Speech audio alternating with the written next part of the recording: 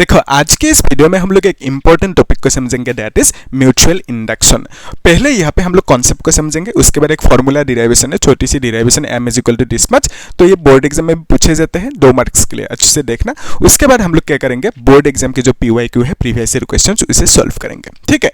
सो ये जो mutual induction है, इसे समझने के लिए आपको चाहिए one law, that is Faraday's law, ठीक है, फैराडेज लॉ। तो आपने नोटिस किया होगा बिगिनिंग में ये जो चैप्टर है इलेक्ट्रोमैग्नेटिक इंडक्शन, चैप्टर नंबर 6, तो इस चैप्टर की बिगिनिंग में हमने यूज किया था फैराडेज लॉ, यानी फैराडेज लॉ से ये चैप्टर स्टार्ट हुआ था और अभी ये चैप्टर खत्म होने जा रहे हैं फैराडेज लॉ से ही, ठीक है। तो थ्रू द चैप्टर हमें फैराडेज लॉ मिल चुका है ना, तो आप लोग अच्छे से देखना। तो बेसिकली ये जो फैराडेज लॉ है, अभी मैं इसको रिकैप कर रहा हूँ थोड़ा सा, म्यूचुअल इंडक्शन में जो चाहिए उसे रिकैप कर रहा हूँ। ये जो फैराडेज लॉ है ये क्या कहता है, एक्चुअली ये 2 लॉ दिया था ना फैराडे ने। फर्स्ट लॉ क्या कहता है कि change in flux, okay, change in flux that will give you EMF।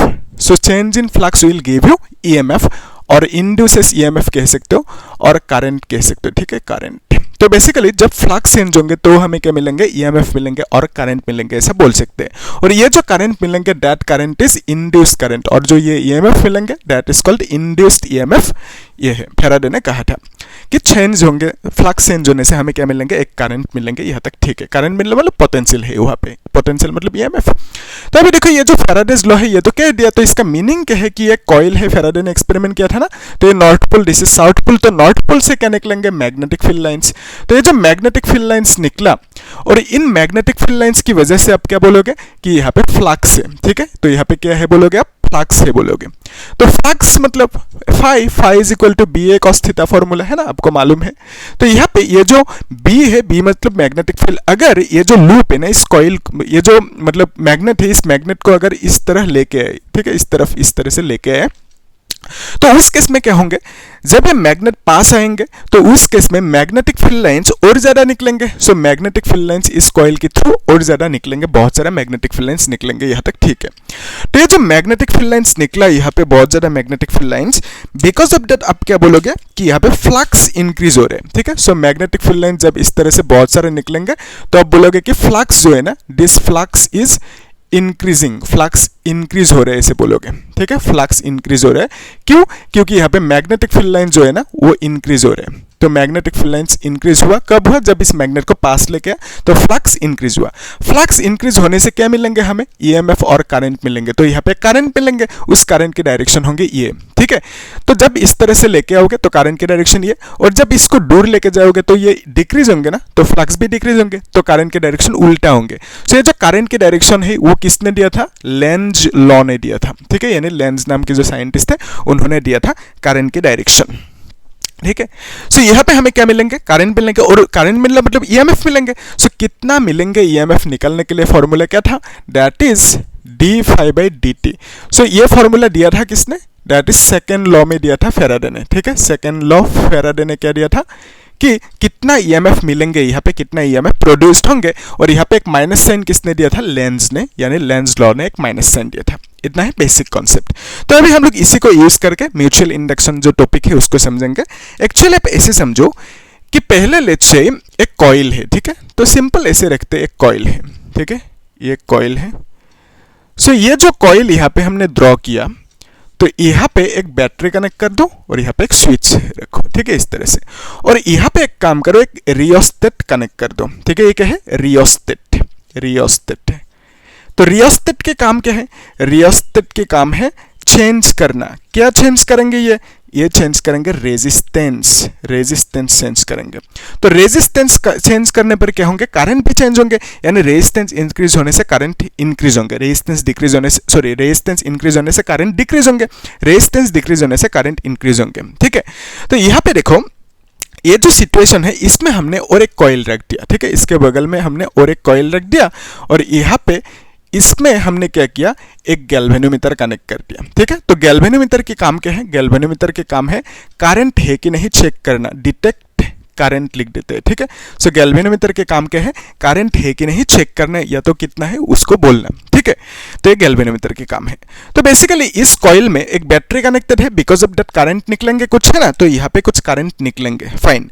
तो ये जो करंट निकला इसको हमने I1 कह दिया, क्योंकि इसको हमने सपोज नंबर 1 सर्किट कह दिया और इसको अपने नंबर 2 सर्किट कह दिया, ठीक है। और इसमें बैटरी कनेक्टेड है नहीं। तो देखो यहाँ पे जब स्विच ऑन करोगे तब उस केस में क्या होंगे, पहला सर्किट में करंट फ्लो होंगे यहाँ तक, ठीक है। इस कॉइल के थ्रू करंट फ्लो होंगे, लेकिन क्या इसमें करंट प्रोड्यूस होंगे, आंसर इज नहीं होंगे, क्योंकि इसमें बैटरी है नहीं। लेकिन यहाँ पे भी एक करंट प्रोड्यूस होंगे, क्योंकि फैराडे ने कहा था फ्लक्स चेंज होने से एक करंट मिलेंगे हमें। ये करंट बैटरी के करंट नहीं है, ये अपने आप इंड्यूस हुआ करंट, ठीक है, जनरेट हुआ क्योंकि फ्लक्स चेंज हुआ।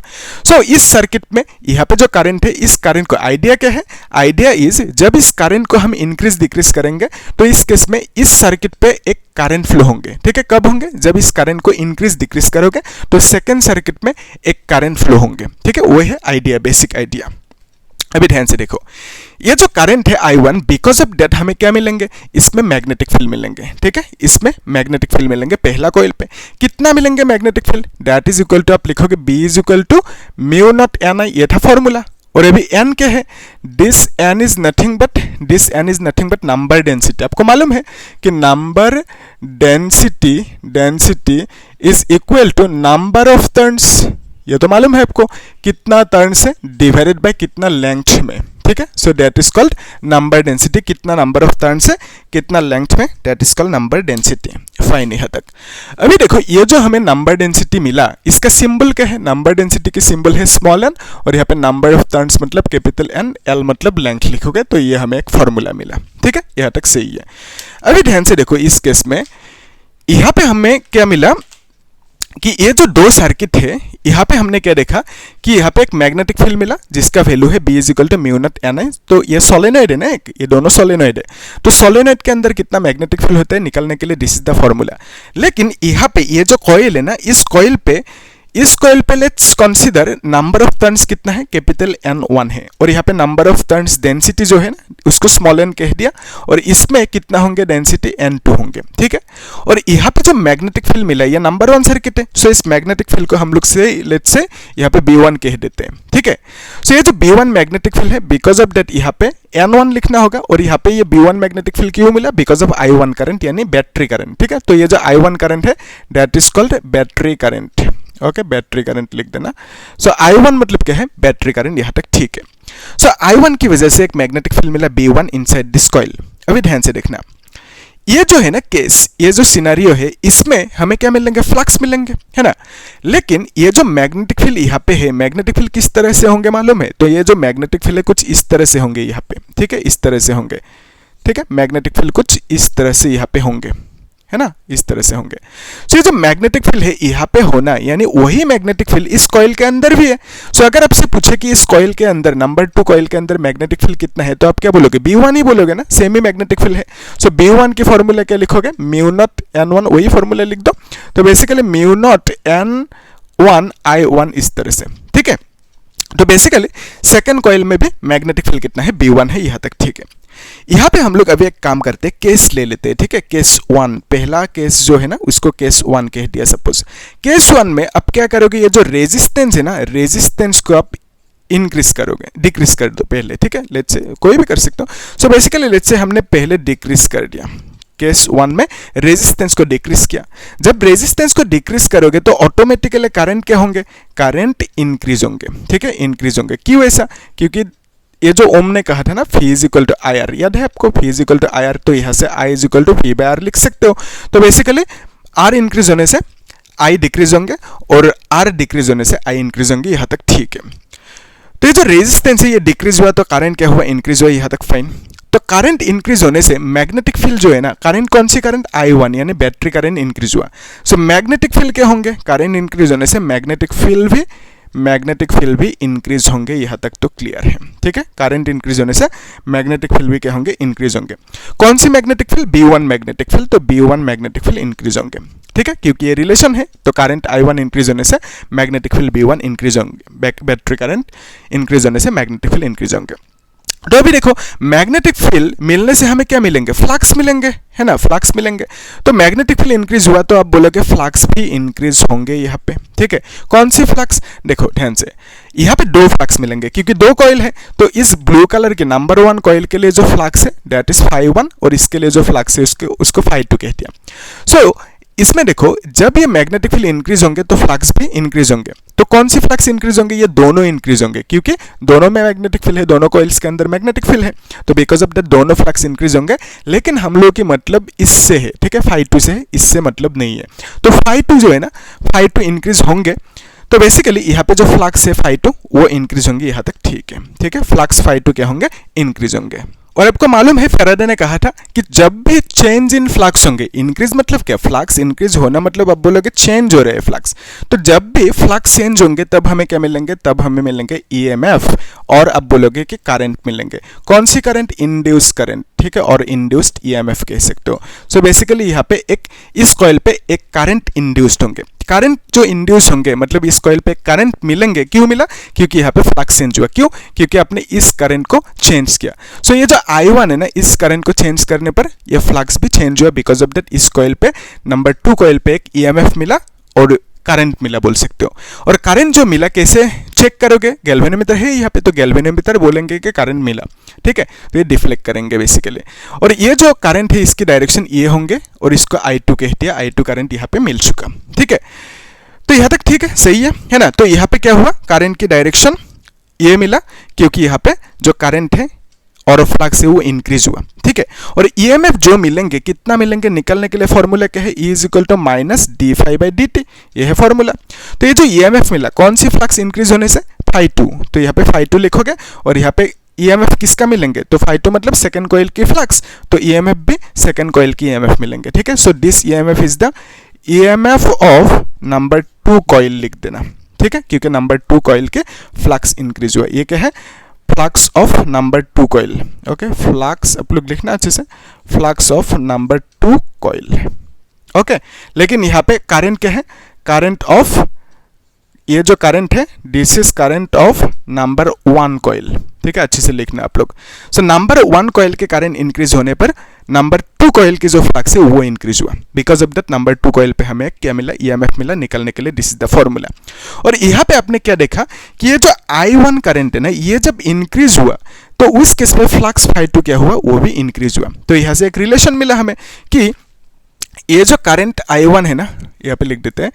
सो ये जो करंट I1 है वो करंट इंक्रीज हुआ तो हमें क्या मिला, फ्लक्स जो I2 है वो भी इंक्रीज्ड मिला, ठीक है। सो करंट I1 इंक्रीज होने पर फ्लक्स φ2 भी इंक्रीज हुआ। सो जो ये इंक्रीज रिलेशन है इसको आप क्या कैसे लिखते हो, इसको आप प्रोपोर्शनल भी लिख सकते हो। तो बेसिकली ये एक इंक्रीज होने से अनदर क्वांटिटी भी इंक्रीज होंगे, यानी ये क्या है, करंट इन, ये क्या है, करंट इन कॉइल 1 और ये फ्लक्स क्या है, फ्लक्स इन कॉइल 2, ठीक है। सो 1 नंबर कॉइल पे करंट इंक्रीज होने से 2 नंबर सेकंड नंबर कॉइल पे फ्लक्स यहाँ पे भी इंक्रीज हुआ, ठीक है। सो यहाँ तक क्लियर है। तो ये इंक्रीज की केस था, करंट इंक्रीज हुआ, ठीक है, और यहाँ पे फ्लक्स इंक्रीज हुआ मतलब चेंज हुआ तो ईएमएफ मिला, ठीक है। अभी हम लोग केस 2 पे आते हैं, केस 2, इसको अच्छे से देखना, केस 2। सो केस 2 में हम क्या करेंगे, जो रेजिस्टेंस है ना, जो रेजिस्टेंस है उसकी वैल्यू को इंक्रीज कर देंगे इस पर, ठीक है। सो जब इंक्रीज करेंगे तो करंट जो है ना, I1 करंट वो क्या होंगे, वो डिक्रीज होंगे, करंट डिक्रीज होंगे, क्यों, रेजिस्टेंस को इंक्रीज किया, ठीक है। सो यहाँ पे I1 करंट क्या होंगे, डिक्रीज होंगे जब हम इस रेजिस्टेंस को इंक्रीज करेंगे, ठीक है। So with the help of rheostat हमने इस रेजिस्टेंस को इंक्रीज किया वायर के, तो बेसिकली यहाँ पे करंट कितना मिलेंगे, करंट की वैल्यू दैट इज I1 और I1 डिक्रीज होंगे, सही है तक। जब करंट डिक्रीज होंगे तो यहाँ पे जो मैग्नेटिक फील्ड है B1 वो मैग्नेटिक फील्ड क्या होंगे, वो भी डिक्रीज होंगे। सो मैग्नेटिक फील्ड भी डिक्रीज होंगे, आप लोग अच्छे से लिखना, ठीक है। सेम वहाँ पे यहाँ पे जो किया था, इस केस में इंक्रीज हुआ और सेकंड केस में डिक्रीज हुआ। सो मैग्नेटिक फील्ड डिक्रीज हुआ मतलब फ्लक्स जो होंगे ना, फ्लक्स φ2 वो क्या होंगे, φ1 भी डिक्रीज होंगे, लेकिन वो नहीं चाहिए। मैग्नेटिक फील्ड B1 डिक्रीज हुआ तो फ्लक्स φ1 भी डिक्रीज होंगे, φ2 भी डिक्रीज होंगे, φ1 नहीं चाहिए। सो हम लोग φ2 को कंसीडर कर रहे हैं, तो φ2 फ्लक्स भी क्या होंगे, डिक्रीज होंगे, यहाँ तक कन्फर्म है, ठीक है। फ्लक्स φ2 भी डिक्रीज होंगे, मतलब इस कॉइल में फ्लक्स डिक्रीज होंगे, ठीक है, क्योंकि इस कॉइल में भी इसका मैग्नेटिक फील्ड ही है, B1 है। तो ये जो फ्लक्स डिक्रीज हुआ, बिकॉज ऑफ दैट आप बोलोगे ये फ्लक्स क्या हुआ, चेंज हुआ। और आपको मालूम है फैराडे ने कह के गया फ्लक्स चेंज होने से आपको क्या मिलेंगे, ईएमएफ मिलेंगे, और आप बोलोगे कि करंट मिलेंगे। करंट मतलब आप बोलोगे कि ये जो करंट और ईएमएफ है दैट इज इंड्यूस्ड करंट है, ठीक है। तो यहाँ पे बेसिकली करंट इंड्यूस्ड होंगे इस बार, और यहाँ पे करंट के डायरेक्शन कौन से होंगे, पहले जो करंट के डायरेक्शन था इस साइड में था, अभी करंट के डायरेक्शन क्या होंगे, उल्टा हो जाएंगे, क्योंकि यहाँ पे ये केस डिक्रीजिंग केस है, यानी करंट की वैल्यू यहाँ पे डिक्रीज हुआ, फ्लक्स डिक्रीज हुआ, तो फ्लक्स डिक्रीज होने से करंट की डायरेक्शन उल्टा हो जाएंगे, ठीक है। तो यहाँ पे इंक्रीज हो रहा था तो करंट की डायरेक्शन ये था, अभी इस केस में उल्टा हो जाएंगे, फाइन। तो ये जो ईएमएफ है सेम, इसको निकालने के लिए फॉर्मूला क्या है, that is equal to minus d phi by d t, है ना। और यहाँ पे फाई मतलब नंबर 2 कॉइल की फ्लक्स चेंज हुआ, बिकॉज ऑफ दैट ईएमएफ मिला तो उसको आपने E2 कह दिया, ठीक है। नंबर 2 कॉइल पे जो ईएमएफ इंड्यूस हुआ, so this is the EMF of number 2 coil, ठीक है, कॉइल नंबर 2, और ये क्या है, फ्लक्स ऑफ नंबर 2 कॉइल। लेकिन ये जो करंट है, this current is current of number 1 coil, ठीक है। So this is the current of number 1 coil. So number 1 coil की जब करंट डिक्रीज हुआ तो हमें एक ईएमएफ मिला E2, और यहाँ पे फ्लक्स नंबर 2 कॉइल के वो भी डिक्रीज हुआ। सो यहाँ से भी वही रिलेशन लिख सकते हो कि जो I1 है ना, जो I1 है वो अगर डिक्रीज हो तो उस केस में क्या होंगे, तो उस केस में फ्लक्स φ2 जो है ना वो भी डिक्रीज होंगे, यानी प्रोपोर्शनल है, मतलब आप लिख सकते हो कि φ2 इज प्रोपोर्शनल टू I1, इस तरह से लिख सकते हो।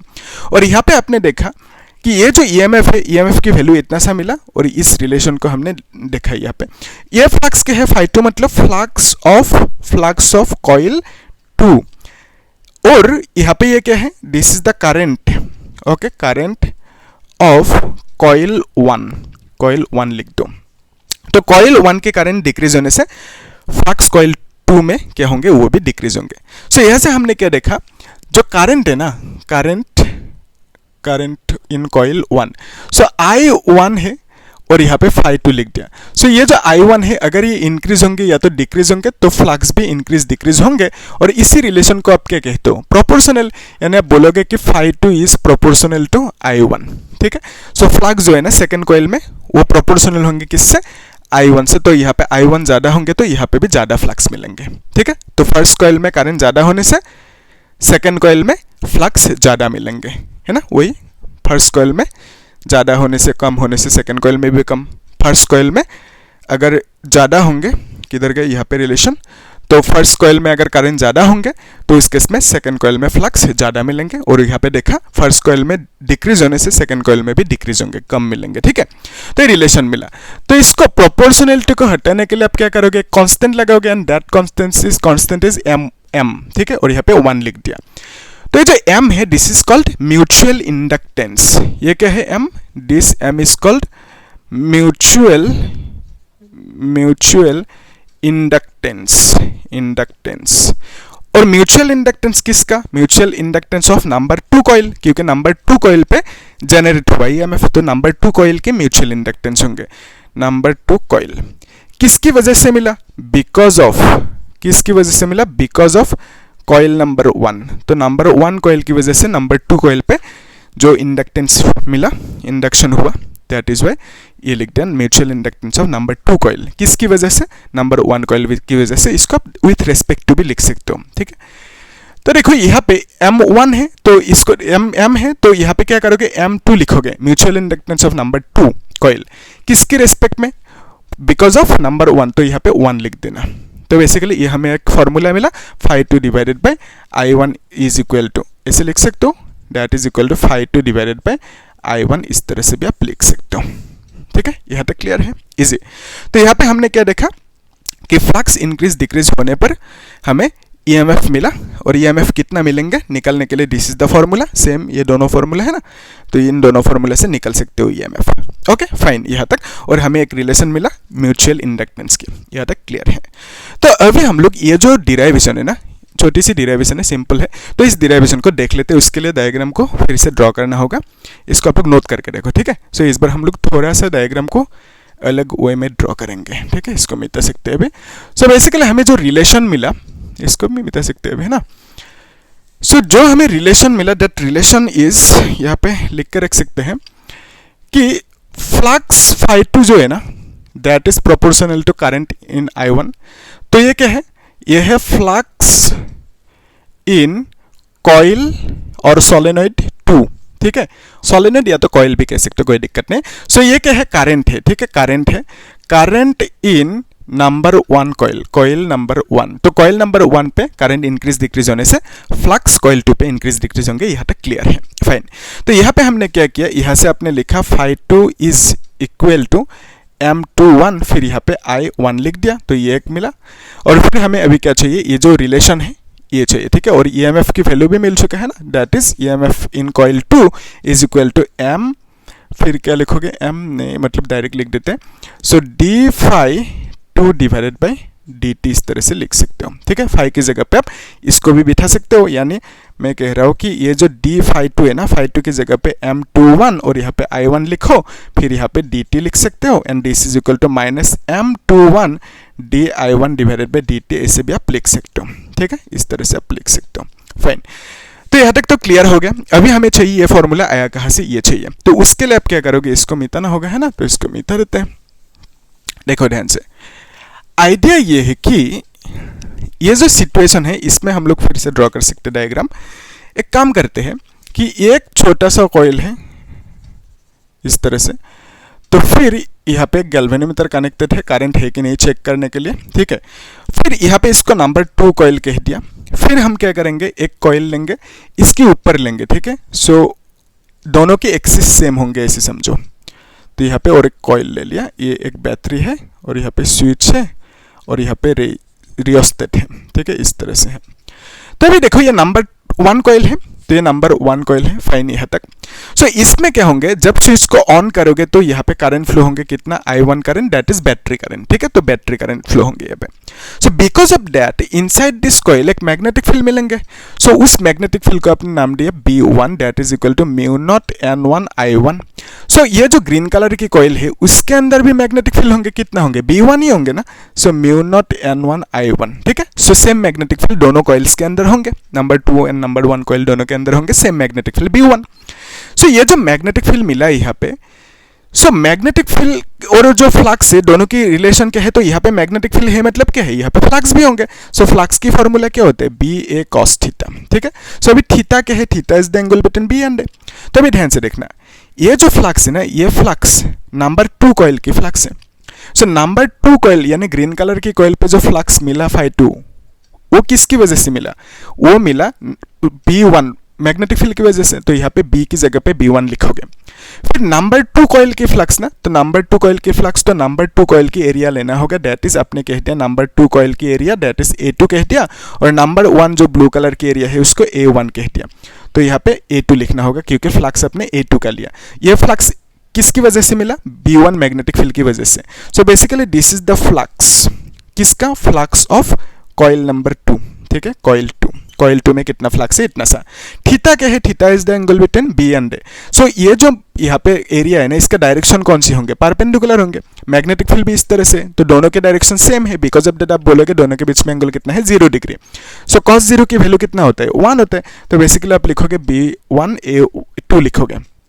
ये जो फ्लक्स मिला कितने टर्न्स के लिए कितने टर्न्स के लिए मिला, दैट इज फॉर 1 टर्न लिख देते हैं, ठीक है। तो 1 टर्न के लिए इतना फ्लक्स। सो अगर आपको चाहिए फॉर n टर्न्स, ठीक है, n टर्न्स आपको अगर फ्लक्स चाहिए तो आप क्या बोलोगे, for n turns flux phi2 is equal to क्या लिखोगे, B1 A2 इंटू n लिख दोगे, ठीक है। n से मल्टीप्लाई करोगे, अगर 10 टर्न्स बोलेंगे तो 10 से मल्टीप्लाई करोगे, 100 टर्न्स बोलेंगे तो 100 से मल्टीप्लाई करोगे। तो फ्लक्स n टर्न के लिए, तो ये क्या है, फ्लक्स फॉर n टर्न्स कितना मिलेंगे, इतना। लेकिन ये जो फ्लक्स है ना, ये सेकंड कॉइल की फ्लक्स है। सो सेकंड कॉइल में टर्न्स कितने हैं उसको आपने N2 कह दिया, और फर्स्ट कॉइल में टर्न्स को N1 कह दिया, ठीक है। तो यहाँ पे आप क्या करोगे, सेकंड कॉइल की टर्न्स लिखोगे, यानी यहाँ पे N2 लिखोगे, तो यहाँ पे N2 लिख दिया, इतना सा, ठीक है। और अभी देखो ये जो B1 है ना, B1 की वैल्यू आप क्या लिख सकते हो, दैट इज म्यू0, B1 मतलब म्यू0 N1 I1, और यहाँ पे A2 इंटू N2 लिख सकते हो। सो n मतलब क्या है, देखो n मतलब number density, that is number of turns by length. तो इसको आप अगर n1 लिखोगे तो यहाँ पे n1 लिखना होगा। l मतलब दोनों की लेंथ सेम ही है, सपोज L1 L2 ना लिखने से भी होगा, सेम लेंथ कंसीडर करो, तो LL लिख दिया। तो बेसिकली यहाँ पे phi2 की वैल्यू कितना मिला, इतना सा। और n1 की जगह पे आप क्या लिख सकते हो, n1 की जगह पे n/l और यहाँ पे I1 A2 फिर यहाँ पे n2 लिख दो, ठीक है। सो phi2 की हमें फॉर्मूला मिला कितना, mu naught n1 n2 I1 A2 divided by l, इस तरह से भी लिख सकते हो, है ना। तो हमने क्या किया, n1 n2 को साथ में लिखा और बाकी I1 A2 नीचे l, ठीक है यहाँ तक। अभी ये एक फॉर्मूला मिला फ्लक्स की, तो और एक फॉर्मूला था, कौन सी था, that is phi2 is equal to m21 I1। So यहाँ पे phi2 is equal to m21 I1 इस तरह से भी लिख सकते हो। अभी दो फॉर्मूला है ना फ्लक्स की, तो दोनों को इक्वेट कर दो, यानी ये जो फ्लक्स phi2 है इसकी जगह पे इस वैल्यू को लिख दो, यानी m21 I1 equal to mu naught n1 n2 फिर I1 A2 divided by l लिखोगे इस तरह से, है ना। फिर यहाँ पे नेक्स्ट देखो, ये जो mu naught n1, yes I1 cancel out होंगे ना, सो हम लिख सकते हैं यहाँ से m21 is equal to mu naught n1 n2 A2 divided by l, इस तरह से लिख सकते हो, ठीक है। सो ये क्या है, this is the mutual inductance, ठीक है, म्यूचुअल इंडक्टेंस है ये, इंडक्टेंस किसका, म्यूचुअल इंडक्टेंस ऑफ कॉइल 2 किसके रेस्पेक्ट में, विथ रेस्पेक्ट टू कॉइल 1 लिख देना, ठीक है। सो 1 कॉइल की वजह से 2 नंबर कॉइल पे इंड्यूस हुआ current, that is Y number 2 की mutual inductance with respect to coil 1, ठीक है, या तो बिकॉज ऑफ कॉइल 1 भी लिख सकते हो। अभी देखो इसमें हमने ये किया सिचुएशन, M21 मिला, अगर हमें सपोज M12 चाहिए तो उस केस में क्या करेंगे, this will be the mutual inductance of coil 1 with respect to, वो केस किस तरह की होंगे, यहाँ पे हमने नंबर 1 कॉइल पे बैटरी लगा, अगर हम नंबर 2 कॉइल पे बैटरी लगा दें, ठीक है, तो उस केस में नंबर 1 कॉइल पे EMF इंड्यूस होंगे, यानी करंट इंड्यूस होंगे। जब हम नंबर 2 कॉइल पे बैटरी लगाएंगे तो EMF और करंट इंड्यूस कहाँ पे होंगे, नंबर 1 कॉइल पे, तो उस केस में जो म्यूचुअल इंडक्टेंस मिलेंगे M12 मिलेंगे, ठीक है। तो M12 की वैल्यू कितना होंगे, इतना ही होंगे, μ1 n1 n2 A1 लिखोगे इस पर, ठीक है। तो यहाँ पे A1 लिखोगे इस पर, इस नंबर 1 कॉइल पे इंड्यूस हुआ ना, तो नंबर 1 कॉइल की एरिया लिखना होगा। अगर ये दोनों एरिया अगर सेम हो, सपोज सेम है दोनों एरिया, तो उस केस में दोनों को A लिख सकते हो। तो उस केस में आप बोलोगे कि ये जो M12 है that is nothing but M21, area अगर सेम होंगे, बाकी सेम है, तो ये दोनों क्वांटिटीज क्या होंगे, ये दोनों सेम होंगे ना, तब इक्वल होंगे जब एरिया सेम होंगे। सो इसका मतलब इसको आप ऐसा ना लिख के सिर्फ M लिख सकते हो। सो दैट इज वाई ये जो है ना म्यूचुअल इंडक्टेंस M21, इसको M21 ना लिख के सिर्फ M लिख सकते हो, यानी यहाँ पे देख सकते हो आप, मैंने यहाँ पे क्या लिखा, M लिखा, ठीक है। सो M मतलब वही फॉर्मूला आया, है ना। तो एरिया अगर सेम होंगे तो M लिख सकते हो, फाइन, यहाँ तक क्लियर है। ओके, M मतलब क्या है, म्यूचुअल इंडक्टेंस, तो सेम होंगे दोनों केस के लिए। इसमें बैटरी है तो यहाँ पे म्यूचुअल इंडक्टेंस मिलेंगे, इसमें बैटरी होंगे तो इसकी म्यूचुअल इंडक्टेंस लिखना होगा, ठीक है। लेकिन दोनों सेम ही होंगे क्योंकि हमने दोनों की जो एरिया है, दोनों कॉइल की, ब्लू कलर की एरिया इतना सा है, छोटी सी जो ग्रीन कलर की एरिया है दैट इज इतना सा, तो दोनों की एरिया अभी अलग अलग है, अगर सेम होंगे तो इस केस में ये होंगे, ठीक है। यही है कहानी, फाइन। अभी हम लोग क्वेश्चन सोल्व करेंगे तब क्लियर होंगे, है ना। सो इतना ही था मतलब कॉन्सेप्ट। अभी हम लोग क्वेश्चन सोल्व कर लेते हैं, बोर्ड एग्जाम की क्वेश्चन है ना, 3 क्वेश्चन मैंने इंपॉर्टेंट अलग अलग टाइप के चूज करके रखा, उसे अभी सोल्व कर लेते हैं, ठीक है, तब अच्छे से क्लियर होंगे कहानी। ओके, सो पहला जो क्वेश्चन है ना उसे एक बार ट्राई करो, है ना, वीडियो को पॉज करके उसके बाद सॉल्यूशन को देखना, ठीक है। ये क्वेश्चन 2020 बोर्ड एग्जाम में पूछा गया था, अच्छे से देखना। क्या पूछा, the mutual inductance of 2 coaxial coils, तो म्यूचुअल इंडक्टेंस की वैल्यू 2 हेनरी देके रखा। फिर बोला कि the current in 1 coil is change from 0 to, current की वैल्यू देखो, करंट की वैल्यू पहले 0 एम्पियर था, फिर 0.5 एम्पियर हो गया, मतलब करंट चेंज हुआ, इंक्रीज हुआ यहाँ पे करंट, ठीक है। सो यहाँ पे करंट क्या हुआ, इंक्रीज हुआ, यहाँ तक तो कॉन्फर्म है, ठीक है। सो ये जो करंट की मतलब चेंज है, चेंज इन करंट कैसे लिखोगे, final current minus initial current लिखोगे। फाइनली करंट कितना हुआ, इनिशियली इतना था करंट, फाइनली थोड़ी देर बाद करंट इतना हो गया। So final current minus initial current लिखोगे ना, that is 0, which is nothing but 0.5 ampere लिखोगे। सो डी आई की वैल्यू हमें मिल गया इतना सा, ठीक है। अभी देखो चेंज इन टाइम कितना होंगे, तो टाइम का वैल्यू बोला ना 100 मिली सेकेंड, ठीक है। तो पहले लेट्स से 0 सेकंड था टाइम, थोड़ी देर बाद 100 मिली सेकंड हो गया। जो चेंज इन टाइम मतलब 100 माइनस 0 लिखोगे। सो यहाँ पे 100 है, मिली मतलब कितना होता है 10⁻⁻² 3 और यहाँ पे second, and that is nothing but 10 to the power -1 second. इस तरह से लिख सकते हो dt का वैल्यू, ठीक है। सो फिर हमें क्या बोला कि इसके लिए डायग्राम कौन से होंगे। एक्चुअली देखो कोएक्सियल कॉइल बोला ना, तो लेट्स से एक छोटा सा कॉइल है इस तरह से, ये एक कॉइल है, अनदर कॉइल इज एक के ऊपर एक होंगे, दोनों की एक्सिस सेम होंगे, ये एक्सिस है, दोनों की सेम एक्सिस होंगे, ठीक है। फिर हमें इसमें क्या बोला गया, change in magnetic flux through the other coil. So let's say number 1 coil पे करंट को इंक्रीज डिक्रीज किया, तो उस केस में क्या होंगे, नंबर 2 कॉइल पे चेंज होंगे मैग्नेटिक फ्लक्स यानी φ2, ठीक है। तो बेसिकली हमें जो φ2 है ना उसके बारे में कहा, change in magnetic flux, yes. तो देखो एक्चुअली क्या है, फॉर्मूला क्या है, formula is flux φ2 is equal to mi1, ठीक है, ये है formula. Flux φ2 is equal to, इसको आप डायरेक्टली m लिख सकते हो अभी, ठीक है, mi1 ऐसे भी लिख सकते हो। सो यहाँ पे देखो ये जो है ना फ्लक्स φ2, अगर इसको हम बोथ साइड डिफरेंशिएट करें, अगर हम d φ2 बाई, हमें क्या पूछा, चेंज इन फ्लक्स पूछा है ना, तो यस हमें क्वेश्चन पूछा चेंज इन फ्लक्स मतलब d φ की वैल्यू चाहिए, तो बोथ साइड हमने डिफरेंशिएट किया, ठीक है, dt और यहाँ पे mi1 लिख दिया, और m बाहर आ जाएंगे तो बेसिकली di1 बाई dt मिलेंगे आपको, तो यहाँ पे d φ2 dt। तो लेट्स से आपने क्या किया, dt को कैंसिल आउट कर दिया, φ2 सेम ही है वैल्यू, तो यहाँ पे m di लिखोगे उस केस में, ठीक है। सो अभी देखो यहाँ पे जो m की वैल्यू है, m मतलब 2 हेनरी है ना, तो m मतलब म्यूचुअल इंडक्टेंस देकर रखा, di मतलब चेंज इन करंट कितना है, दैट इज 0.5, तो यहाँ पे 0.5 लिख दो, and that is equal to 1 होंगे ना, यस 1 वेबर लिखोगे, ये फ्लक्स है, so change in flux d φ की वैल्यू पूछा था, ये क्या है, चेंज इन फ्लक्स, वही पूछा था आपको, चेंज इन फ्लक्स यानी d φ की वैल्यू, ठीक है, वो मिला इतना सा। तो ये जो d φ की वैल्यू मिला आपको, d φ that is equal to इतना, वेबर लिखा यूनिट, फ्लक्स की यूनिट वेबर होता है, या तो अगर वेबर लिखने की मन नहीं है तो इस केस में टेस्ला मीटर स्क्वायर लिख देना, ठीक है, तो फ्लक्स की यूनिट टेस्ला मीटर स्क्वायर भी होता है, ठीक है, इस तरह से लिख सकते हो। फिर हमें क्या पूछा सेकंड उसी क्वेश्चन में कि EMF induced in the other coil during the change, तो सेकंड कॉइल में कितना EMF प्रोड्यूस होंगे वो पूछा सेकंड क्वेश्चन में। सो इसको E2 कह देते हैं। सो EMF की फॉर्मूला क्या है, वही फॉर्मूला माइनस ये m di1 by dt, so minus m di1 by dt, ये है EMF की फॉर्मूला। तो अभी देखो m की वैल्यू कितना है, 2 हेनरी है, ठीक है, और यहाँ पे करंट की वैल्यू कितना मिलेंगे, करंट की वैल्यू di की, di मतलब change in current that is 0.5, और यहाँ पे dt मतलब क्या होंगे, dt मतलब 10 टू द पावर -1, तो यहाँ पे 10 टू द पावर -1 लिखो, and dc is equal to कितना होंगे, 1 होंगे, ये ऊपर जाएंगे तो 10 होंगे ना, तो बेसिकली -10 वोल्ट मिलेंगे EMF की वैल्यू, ठीक है। सो EMF मतलब पोटेंशियल वोल्ट होंगे ना यूनिट, तो इतना सा मिला, इजी क्वेश्चन कर सकते हो। तो बेसिकली पहला कॉइल में कुछ करंट है, करंट क्या हुआ, इंक्रीज हुआ पहला कॉइल में, तो because of that second coil में फ्लक्स इंक्रीज हुआ, बिकॉज ऑफ दैट हमें क्या मिलेंगे, EMF मिलेंगे कितना, इतना।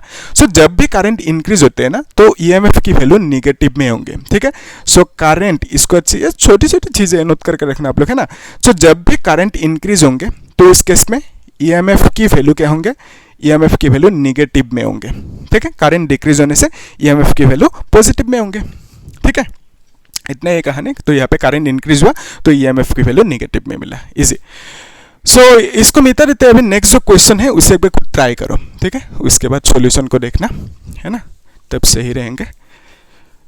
सो क्या पूछा नेक्स्ट क्वेश्चन में, नेक्स्ट क्वेश्चन भी इजी है, कर सकते हो, yes. 2 concentric circular coils of radius 1 centimetre and 20 centimetre are placed coaxially. तो ऐसे समझो जो 2 कॉइल है, ठीक है, एक कॉइल इस तरह से, छोटा सा कॉइल, ठीक है, इस तरह से है सपोज, तो ये नंबर 2 कॉइल है। तो इस कॉइल की जो ये एक सर्कल होंगे ना, तो इसका रेडियस होंगे, सो इस रेडियस को R2 कह दिया, दैट इज 1 सेंटीमीटर बोला, इसको आप 10 टू द पावर -2 मीटर लिख सकते हो, ठीक है। सो ये जो कॉइल है, इस कॉइल की एरिया कितना होंगे, कुछ होंगे, इसको A2 कह दिया एरिया को। सो लेकिन इसका रेडियस कितना, छोटा सा कॉइल की रेडियस दैट इज 1 सेंटीमीटर, इसको मीटर में लिख दिया। फिर क्या बोला कि इसके ऊपर और एक कॉइल है कोएक्सियल, माने दोनों कॉइल्स की जो एक्सिस होंगे सेम होंगे, ठीक है। तो इसे यहाँ पे ऐसे बैटरी कनेक्ट कर दिया। अभी देखो यहाँ पे करंट फ्लो होंगे I1 करंट, ठीक है, ये नंबर 2 कॉइल, तो बिकॉज ऑफ दैट इसमें भी एक करंट फ्लो होंगे, इंड्यूस होंगे ना, उसको I2 कह दिया लेट्स से। तो यहाँ पे इस केस में जो बिगर कॉइल है इसका भी रेडियस होंगे, सो बिगर कॉइल की एक रेडियस होंगे, that radius is let's say R1, so number 1 coil की radius R1 which is 20 centimetre देकर रखा है, इसको आप 2 × 10⁻⁻1 मीटर लिखोगे, ठीक है। सो रेडियस को आप क्या लिखोगे बिगर कॉइल के, दैट इज 2 × 10⁻⁻1 मीटर। अभी देखो जब यहाँ पे करंट फ्लो होंगे तब मैग्नेटिक फील्ड मिलेंगे, है ना। सो इस कॉइल के अंदर क्या मिलेंगे, मैग्नेटिक फील्ड मिलेंगे। तो ये जो मैग्नेटिक फील्ड मिलेंगे यहाँ पे, उसको निकलने के लिए फॉर्मूला आप कौन सी यूज करोगे, इसको मैग्नेटिक फील्ड को B1 कह दिया क्योंकि नंबर 1 कॉइल की वजह से मिला। सो μ0 N1I1 ये था फॉर्मूला, लेकिन इसको यूज नहीं कर सकते क्योंकि यहाँ पे जो रिक्वायर्ड क्वांटिटी से गिवन नहीं है इक्वेशन में, ठीक है। सो बिकॉज ऑफ दैट हम क्या कौन सी फॉर्मूला यूज करेंगे कि magnetic field at the centre, ये कॉइल है, सो इस कॉइल के सेंटर पे हमें क्या मिलेंगे, मैग्नेटिक फील्ड मिलेंगे। कितना मिलेंगे, फॉर्मूला क्या था, μ0I/2r, ठीक है। तो ये रेडियस है r। So this is the magnetic field, okay. Magnetic field कहाँ पे, at centre. So magnetic field at centre कितना, μ0I/2r, ये था फॉर्मूला। डिराइव भी कहता है ना, 4th नंबर चैप्टर पे था। तो बेसिकली ये जो मैग्नेटिक फील्ड लिखेंगे इस बार, मैग्नेटिक फील्ड के फॉर्मूले क्या लिखेंगे, μ0I/2r लिखेंगे। लेकिन यहाँ पे जो I है, ये जो मैग्नेटिक फील्ड मिला इनसाइड, किसकी वजह से, I1 की वजह से, तो यहाँ पे I1 लिखोगे। सो किसकी इनसाइड मिला, बिगर कॉइल की inside. So because of that bigger coil की जो रेडियस है R1 वो लिखना होगा, ठीक है। तो वही मैग्नेटिक फील्ड B1, वही सेम मैग्नेटिक फील्ड, ये जो ग्रीन कलर के नंबर 2 कॉइल है उसके अंदर कितना मैग्नेटिक फील्ड है पूछे तो आप क्या बोलेगे, वही होंगे मैग्नेटिक फील्ड जो बिगर कॉइल के अंदर था, ठीक है, 2R1। सो बिगर कॉइल के अंदर जो मैग्नेटिक फील्ड था वो इतना सा है, वही मैग्नेटिक फील्ड स्मॉलर कॉइल के अंदर भी होंगे, ठीक है। Because of that smaller coil के अंदर मैग्नेटिक फील्ड है, because of that smaller coil के अंदर क्या मिलेंगे, हमें फ्लक्स मिलेंगे। क्वेश्चन में हमें क्या पूछा, find mutual inductance of the arrangement, ठीक है। सो म्यूचुअल इंडक्टेंस पूछा, ध्यान से देखना। यहाँ पे जो मैग्नेटिक फील्ड है, बिकॉज ऑफ दैट हमें क्या मिलेंगे, फ्लक्स मिलेंगे नंबर 2 कॉइल पे। सो फ्लक्स 2 मिलेंगे। फ्लक्स 2 मतलब क्या है, फ्लक्स ऑफ नंबर 2 कॉइल या तो सोलेनॉइड। तो नंबर 2 कॉइल के जो फ्लक्स होंगे, दैट इज फ्लक्स की फॉर्मूला क्या है, BA cos थीटा। सो यहाँ पे थीटा की वैल्यू क्या होंगे, 0 होंगे, ठीक है, 0 होंगे। क्यों 0 होंगे, देखो एक्चुअली फ्लक्स φ2 जो मिला किसकी वजह से, यहाँ पे मैग्नेटिक फील्ड है, कौन सी, B1, तो B1 लिखोगे। तो एरिया किसका लिखोगे, फ्लक्स किसका, φ2 यानी सेकेंड कॉइल की। सो सेकेंड कॉइल की जो एरिया है ना वो लिखना होगा। सेकेंड कॉइल की एरिया मतलब A2 लिखोगे, सेकेंड कॉइल की एरिया A2, फर्स्ट कॉइल की एरिया A1, ठीक है। तो फ्लक्स किसका मिला, सेकेंड कॉइल की flux, because of that area किसका लिखोगे, सेकेंड कॉइल की एरिया, ठीक है। तो ये है एरिया ऑफ कॉइल 2, ठीक है, सेकेंड कॉइल की एरिया। B1 मतलब मैग्नेटिक फील्ड दोनों में सेम ही है, ठीक है, फर्स्ट एंड सेकेंड कॉइल दोनों में सेम ही है। तो ये 0 क्यों हुआ, क्योंकि B1 की डायरेक्शन ये है, लेट्स से A2 की डायरेक्शन कौन सी होंगे, A2 मतलब ये ही एरिया, सो इसकी डायरेक्शन यही होंगे। सो दोनों की डायरेक्शन B एंड एरिया की डायरेक्शन सेम है, बिकॉज ऑफ दैट एंगल 0 होंगे, तो cos 0 की वैल्यू 1। तो बेसिकली आप इसको ऐसे भी लिख सकते हो ना, B1 A2 इस तरह से भी लिख सकते हो। और यहाँ पे देखो ये जो है ना B1 की वैल्यू क्या लिखोगे, μ0I1/2 R1 लिखोगे, और यहाँ पे इंटू A2 लिखोगे।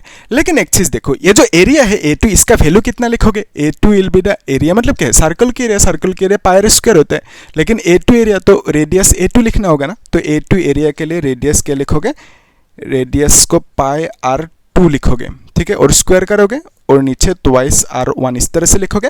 तो बेसिकली फ्लक्स की हमें ये एक फॉर्मूला मिला, ठीक है, फ्लक्स φ2 = इतना सा मिला। सो ये सेकेंड कॉइल के फ्लक्स, और हमें फ्लक्स के फॉर्मूले ये भी मिल चुका, φ2 = mi, है ना। तो फ्लक्स φ2 = आप क्या लिखोगे, mi1 इस तरह से लिख सकते हो।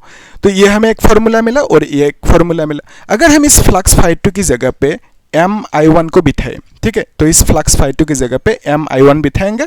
सो mi1 = μ0I1 पाई, फिर यहाँ पे r² डिवाइडेड बाय 2r1 लिखोगे। अभी देखो ये जो I1 है ना, I1 कैंसिल आउट होंगे, तो बेसिकली आप m = μ0 pi r2² divided by 2r1 लिखोगे। और μ0 मतलब क्या है, आपको मालूम है, μ0/4 पाई मतलब क्या होता है, 10⁻⁻7, ओके। और यहाँ से आप μ0 = 4 पाई × 10⁻⁷ लिखोगे, है ना। तो यहाँ पे μ0 की जगह पे क्या लिखोगे, 4 पाई × 10⁻⁷ इंटू पाई है, और यहाँ पे r2 मतलब क्या है, r2 मतलब सेकेंड कॉइल के रेडियस जो देके रखा 10⁻², और यहाँ पे स्क्वायर करोगे, ठीक है, डिवाइडेड बाय 2 × r1 मतलब 2 × 10⁻⁻1, ठीक है, R1 की वैल्यू 2 इंटू इतना सा मीटर है।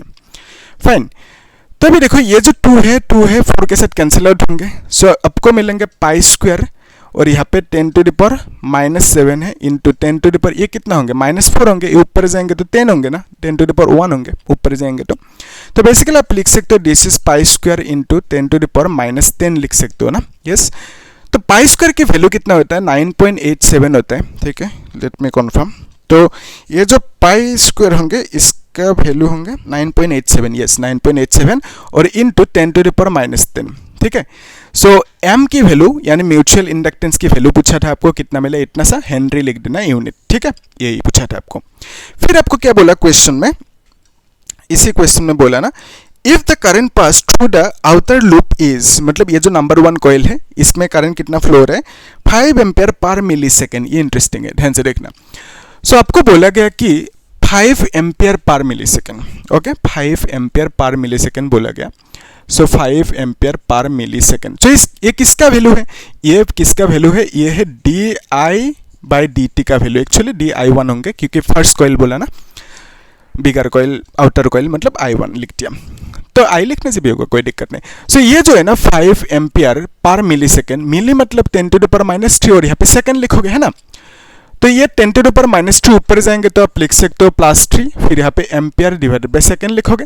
सो एम्पियर पर सेकेंड मतलब current by time. So basically ये जो वैल्यू मिला किसका, di1/dt का वैल्यू मिला। आपको क्या पूछा इस क्वेश्चन में, नंबर 2 क्वेश्चन ना, तो नंबर 2 क्वेश्चन में आपको क्या पूछा कि ईएमएफ की वैल्यू कितना होंगे। सो उसके लिए फॉर्मूला क्या है, ईएमएफ की मैग्नीट्यूड लेंगे सपोज, ओके मैग्नीट्यूड लेने से या तो जो भी लेना है ले सकते हो, कोई दिक्कत नहीं। तो आपको क्या मिलेंगे formula, EMF is equal to ये जो है ना -m di/dt। सो -m di/dt इतना सा मिलेंगे। तो बेसिकली m की वैल्यू कितना है, m की वैल्यू अभी भी मिला इतना सा है, और फिर di/dt की वैल्यू कितना, इतना सा। ठीक है, सो ये सेकंड है। ठीक है, सेकंड।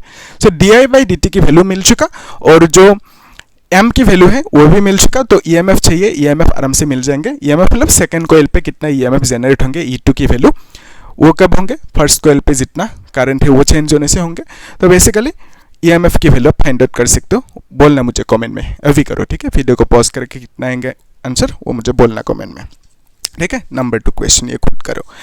सो अभी हम लोग जो नेक्स्ट क्वेश्चन है ना, लास्ट क्वेश्चन, उसे सॉल्व कर लेते हैं। ये भी इंटरेस्टिंग क्वेश्चन है, अलग टाइप के क्वेश्चन, अच्छे से देखना आप लोग। ठीक है, सो लास्ट क्वेश्चन इसमें, सो इसको मीता ना होगा है ना, तो मीता रहते हैं। ओके, सो इसमें एक्चुअली ग्राफ दे के रखा। ठीक है, एक ग्राफ है, सिंपल सी ग्राफ है। सो ग्राफ को ड्रॉ कर सकते हैं है ना। सो यहाँ पे इस तरह से ग्राफ है और ये है कौन सी एक्सिस, करंट की एक्सिस, ओके I1, और ये एम्पियर में होंगे ऑब्वियसली, और ये है फ्लक्स की एक्सिस φ2 और इसका यूनिट होंगे वेबर। और यहाँ पे इस तरह से एक ग्राफ है, इसको 0 कह दिया, यहाँ पे एक पॉइंट है, लेट्स से यहाँ पे एक पॉइंट, यहाँ पे एक पॉइंट। सो इस तरह से आप कर सकते हो ना, रेफरेंस लाइन, ये सब डॉटेड लाइन रेफरेंस लाइन। तो यहाँ पे इसको 2 कह दिया, इसको 4 कह दिया, इसको 6 कह दिया, फिर यहाँ पे इसको क्या कहा, इसको और इसको और यहाँ पे है। तो ये है let's say 5 and this is 10 weber and this is 15 weber, मतलब फ्लक्स की वैल्यू देकर रखा। सो आपको क्या पूछा कि the mutual inductance of the arrangement and 2 coil C1 and C2 are placed close to each other. Okay, दोनों को एक दूसरे से क्लोज रखा गया, मतलब एक कॉइल है इस तरह से, तो ये नंबर 1 कॉइल है C1 और एक कॉइल है यहाँ पे पास में बगल में है ना, तो ये नंबर 2 कॉइल है। तो यहाँ पे बेसिकली बैटरी कनेक्टेड है और यहाँ पे कनेक्टेड नहीं है, तो इसमें करंट प्रोड्यूस होंगे I1 current, because of that यहाँ पे भी करंट मिलेंगे हमें कुछ, कितना I2 करंट मिलेंगे। ठीक है, सो क्योंकि मैग्नेटिक फ्लक्स चेंज होंगे। सो हमें क्या पूछा कि इसमें the mutual inductance of the arrangement. So mutual inductance की वैल्यू पूछा आपको मालूम है कि ये जो φ2 है that is equal to mutual inductance into I1। तो यहाँ से mutual inductance is equal to क्या लिखोगे, φ2 डिवाइडेड बाय I1 लिखोगे। ठीक है, इस तरह से लिख सकते हो। सो φ2 मतलब क्या है, फ्लक्स। तो अगर आप इसको फ्लक्स कंसीडर करें तो टाइम करंट को कौन सी कंसीडर करोगे, करंट को इसको। अगर आप करंट की वैल्यू 4 लेंगे तो फ्लक्स की वैल्यू 10 लेना होगा। अगर आप करंट की वैल्यू 6 लेंगे तो फ्लक्स की वैल्यू 15 लेना होगा। सो लेट्स से हमने इसी को कंसीडर किया, ठीक है। तो हमने क्या किया, फ्लक्स की वैल्यू 5 कंसीडर किया, तो करंट की वैल्यू 2 कंसीडर करना होगा। सो आंसर कितना आएंगे 2.5 और यहाँ पे हेनरी लिख देना, ठीक है, हेनरी। सो म्यूचुअल इंडक्टेंस की वैल्यू पूछा था, वो हमें मिल गया इतना सा, ठीक है, ग्राफ से फाइंड आउट किया। या तो अगर फ्लक्स की वैल्यू 10 लेंगे तो करंट की वैल्यू 4 लेंगे तो भी आंसर वही आएंगे। सो म्यूचुअल इंडक्टेंस कांस्टेंट है, 2.5 उतना ही आना चाहिए, ठीक है। सो आएंगे। तो फिर नेक्स्ट इसमें क्या पूछा कि the rate of change of current di/dt that will induce an EMF of, तो नेक्स्ट नंबर 2 क्वेश्चन में पूछा कि EMF इंड्यूस करेंगे 100 वोल्ट, ओके। हमें पूछा rate of change of current यानी di/dt की वैल्यू पूछा। आपको मालूम है ये जो फॉर्मूला है दैट इज m di/dt, इस तरह से कर सकते हो, ठीक है। सो m di/dt इस तरह से लिख सकते हो। अभी देखो अगर हम मैग्नीट्यूड ले, ठीक है, तो यहाँ पे मैग्नीट्यूड कंसीडर किया सपोज, तो उस केस में माइनस हट जाएंगे तो बेसिकली m di/dt, ठीक है, ये है।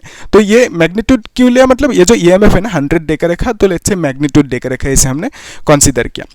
तो अभी देखो di/dt की वैल्यू पूछे तो आप क्या करोगे, EMF divided by m is equal to di/dt लिखोगे, है ना। तो EMF की वैल्यू 100 है और ये है 2.5, this is equal to di/dt लिखोगे इस तरह से, है ना। तो अगर ऊपर एक 10 मल्टीप्लाई करोगे तो नीचे भी करना होगा, है कि नहीं, तभी करेक्ट होंगे। तो ऊपर ये कितना होंगे 1000 हो जाएंगे ना अभी, तो यहाँ पे नीचे 25 होंगे इज इक्वल टू di/dt लिखोगे, ठीक है, कितना ईजी है। तो यहाँ पे 25 से इसको डिवाइड करो, दिस इज 4 और 40 होंगे ना, तो बेसिकली आप लिखोगे कि di/dt की वैल्यू पूछा था ना आपको, वो कितना मिला 40 मिला, ठीक है। और यूनिट क्या लिखोगे, यूनिट लिखोगे एम्पियर पर सेकंड, ठीक है, क्योंकि करंट की यूनिट एम्पियर होता है और टाइम की यूनिट सेकंड, तो एम्पियर पर सेकंड लिख दिया। तो di/dt का वैल्यू पूछा था आपको, कितना मिला 40 एम्पियर पर सेकंड, ठीक है। मैग्नीट्यूड लिया, अगर वही मतलब नहीं लेने से माइनस आएंगे कोई दिक्कत नहीं, ठीक है। सो इतना तक कर दो, हो जाएगा। सो इसको आप लोग अच्छे से प्रैक्टिस करना और जो ये होमवर्क क्वेश्चन है ना इसे ट्राई करना, ठीक है। और मुझे बोलना कितना आंसर देते हैं कमेंट में।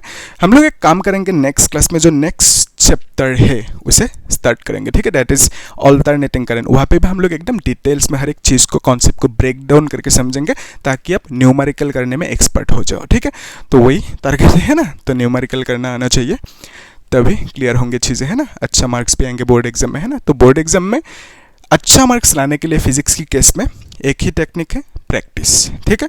कैसे प्रैक्टिस करोगे, पहले कॉन्सेप्ट को समझोगे उसके बाद प्रैक्टिस करना, ठीक है, रट्टाफिकेशन नहीं। तो न्यूमेरिकल तब अपने आप सॉल्व कर पाओगे। यहाँ पे जो भी मैंने न्यूमेरिकल सॉल्व करा और जो प्रैक्टिस क्वेश्चन दिया उसे सॉल्व करो, आराम से क्लियर हो जाएंगे कॉन्सेप्ट, ठीक है। यही है। तो आप लोग क्या करना, चैनल को सब्सक्राइब करके रखना है, ठीक है, और एक लाइक कर देना वीडियो को और शेयर करना, और कुछ डाउट है तो पूछना होगा, ठीक है। और बाकी जो चैप्टर से उसे चेक करना प्लेलिस्ट में है, ठीक है, सीरियल है, आप लोग चेक करना होगा। Thank you.